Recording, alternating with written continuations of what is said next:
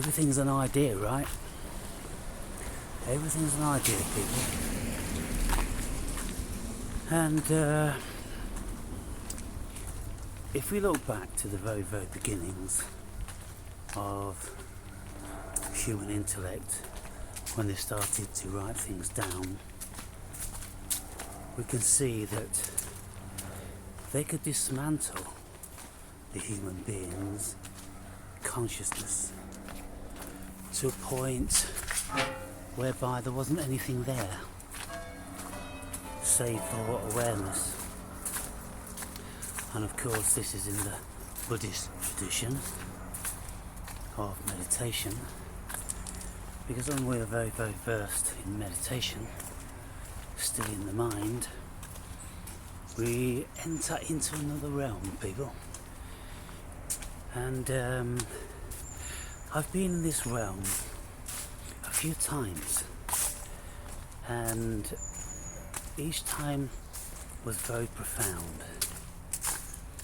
The first time was when my meditation cherry seemed to pop, and I think it happened after about 6 months of me meditating every day for up to 5 hours. I really got into it. And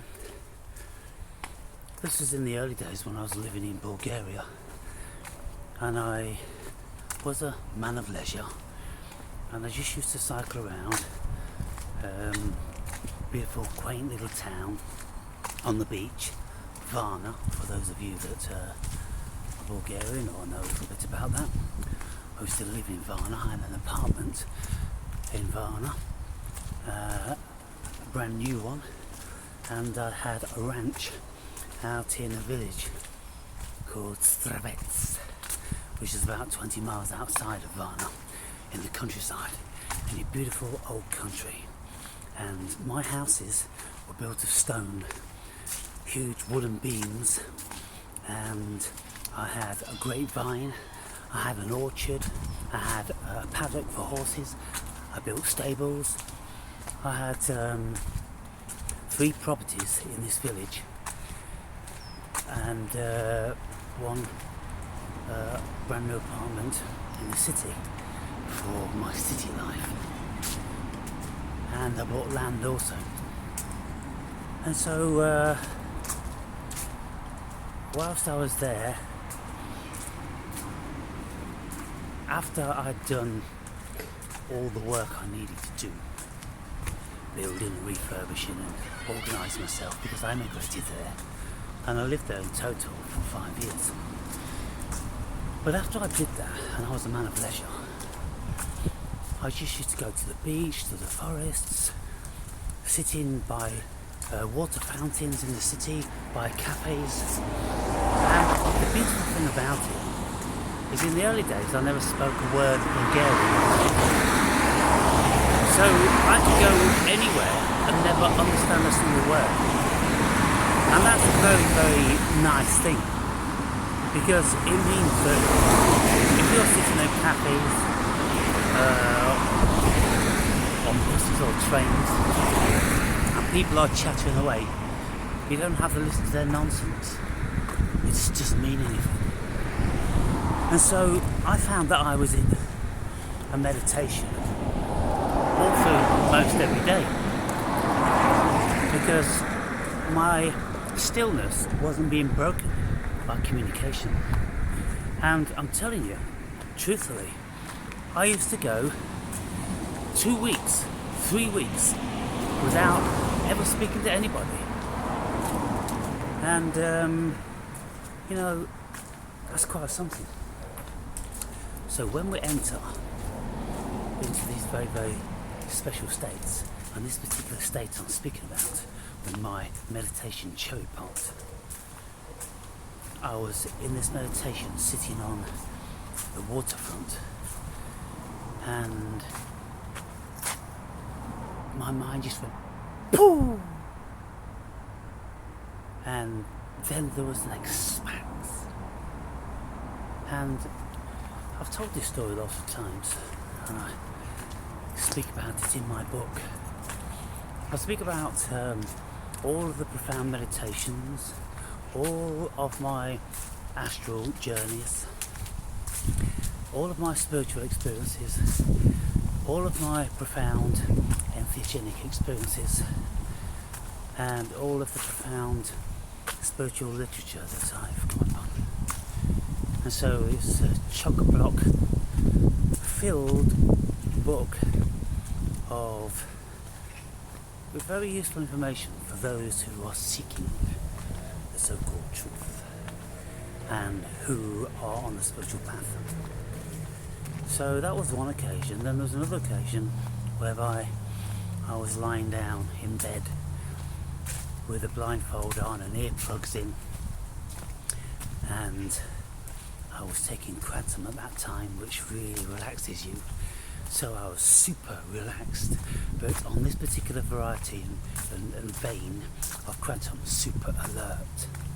So I went into this meditation and I was in it for about 3 hours until I got into a pure blackness, which I've often heard described as a shiny black.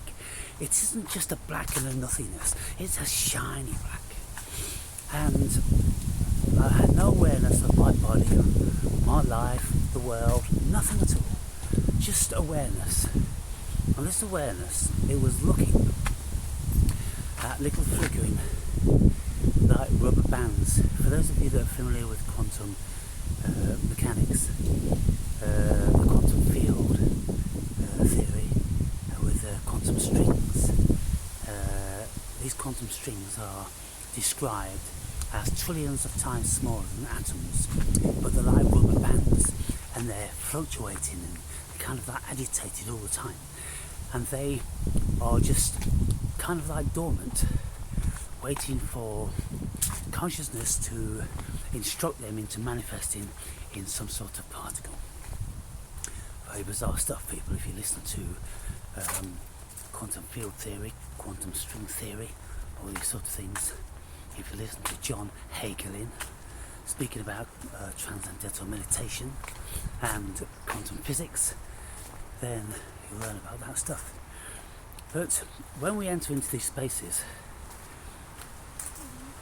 we know that there is this ultimate void of the nothingness, but it's everything. And this is also described in Buddhism as nirvana. Nirvana means the snuffing out of consciousness.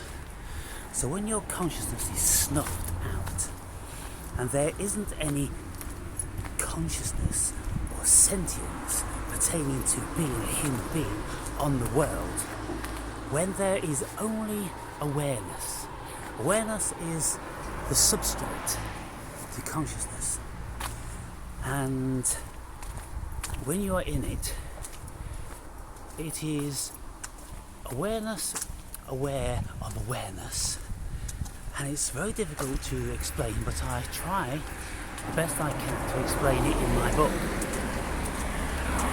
And when you come out of that awareness, when your everyday consciousness comes back online, your consciousness then collapses the probable field of reality, and this then lines up well with the double slit experiment in quantum physics, where consciousness is said to collapse the potential of the cosmos into a physical reality, because without consciousness observing, there is no physical reality. And some people say, oh well, it's not consciousness, it's just the act of being observed, i.e. a camera observing. But the point is,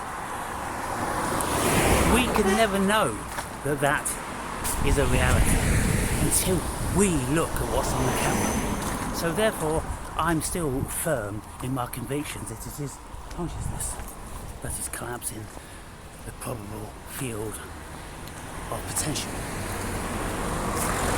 So, when we look at things like that, we know then that everything stems from ideas. And then when we relate, and I do all this piecing together in my book, which is a very extensive book. For those of you that enjoy philosophy, psychology, spirituality,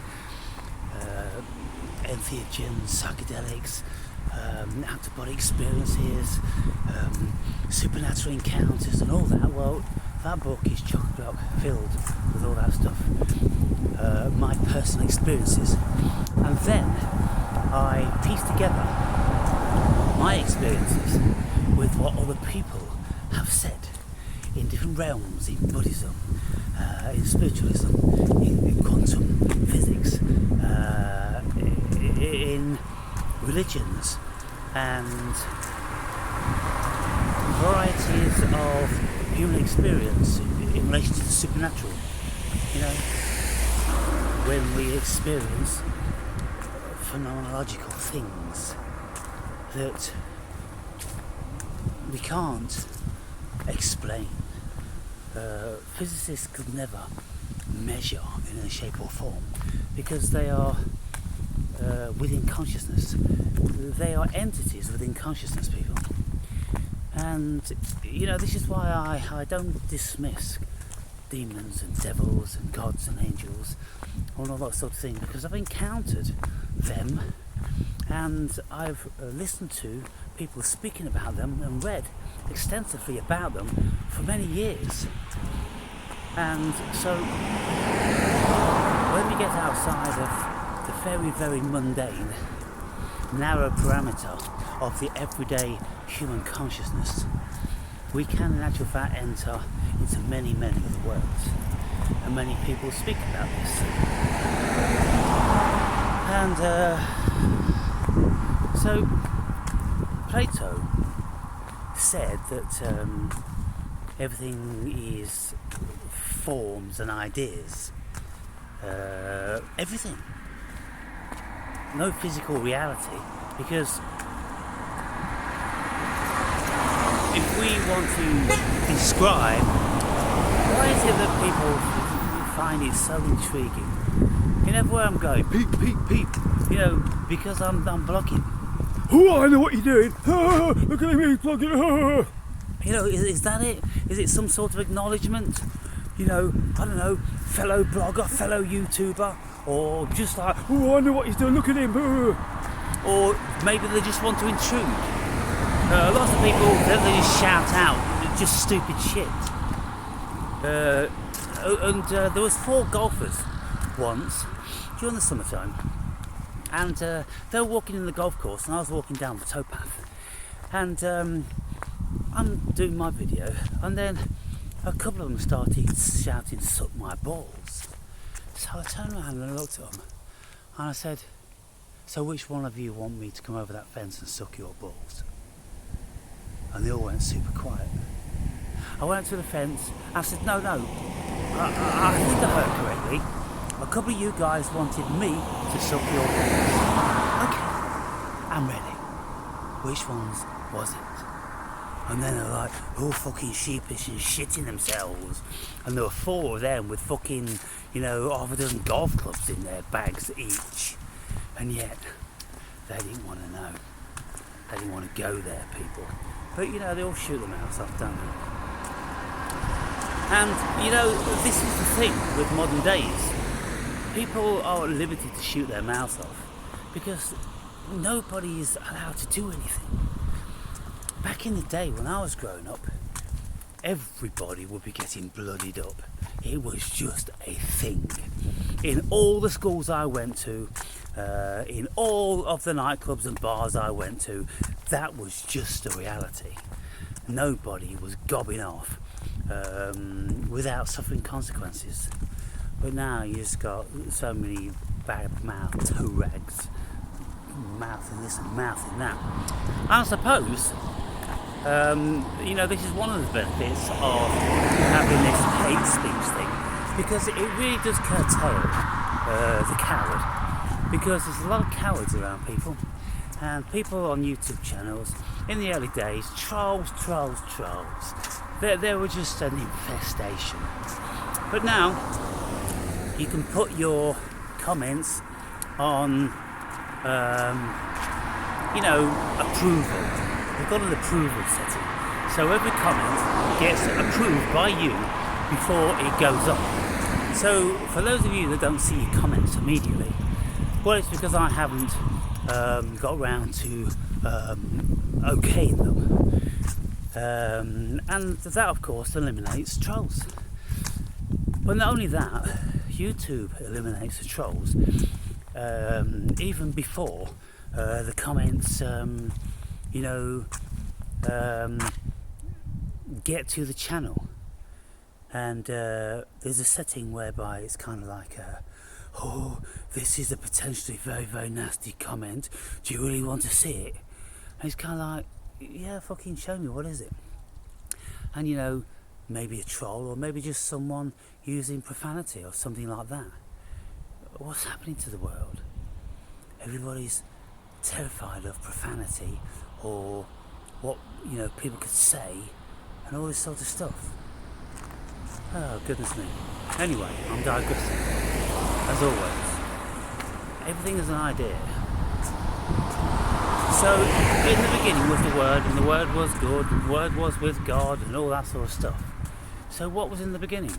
Ideas. Ideas, spoken ideas. Because when you speak ideas, they have a way of manifesting, don't they? They actually carry weight and energy. And just speaking about trolls and, cowards and this, that and the other, that hide behind, some little thumb with an assumed name and all this. They feel very brave, and then they feel as if they can take retribution on the world for whatever misfortune they feel that the world has placed them in. You see, because if you don't feel like you're a victim, or you're oppressed, or you're unfortunate, and everybody's got good things except you, then why would you want to troll? It wouldn't be in your nature, would it? It's only in embittered people's nature that want to troll. If we have a disagreement with somebody, then we, speak respectfully and we enter into a dialogue. Because we know that there's no entering into a dialogue if we're going to troll, if we're just going to launch into some sort of abuse.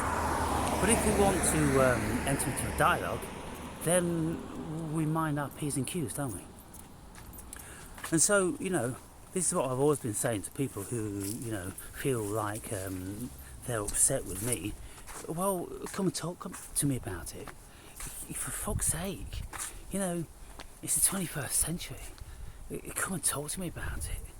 Put your face on the screen, let the world see, and see if you can garner some support for your feelings and the way you see things. Doubtless there's somebody there that's going to be agreeing with you. And, it's not like it's a fight, your knowledge against my knowledge. It's like, let's break things down. Let's see why you feel upset, why you are so stuck and immovable from your thoughts. Particularly with religion. Religious people, they're very, very curious individuals, aren't they? Because they don't have rational thought, and they can't have rational thought, because if they had rational thought, then they would apply it to their scripture, and they would see that it all falls through their fingers. It just all slips away, because none of it makes any sense at all, unless you really want it to, unless you block everything out, unless you block all reasoning out. And that's the nature of religion, and that's the indoctrination, that's the propaganda, that's what they've impressed upon you forever. And that's why people are like that, because they've been born into indoctrinated families, and they've gone to the indoctrinating schools and the religious services and all this, and their minds have been written upon. And I've known people in my life who were brought up in Catholic families, and families which were in the Opus Dei, some sort of Christian sect, and they were traumatized. They were really, really disturbed by the illogical, irrational facet of it, and their parents always reciting this, that and the other whenever confronted with something, and it just didn't make any sense. And so how many people have I listened to that have really turned vehemently against the Catholic Church, and what can you say, they are cults like the Opus Dei, Islam and all these things, that they're just very, very grey indoctrination tools of manipulation, embedded in evil at the end of the day.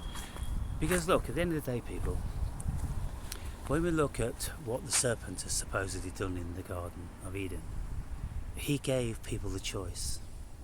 He gave the opportunity for knowledge, whereas Yahweh didn't allow that.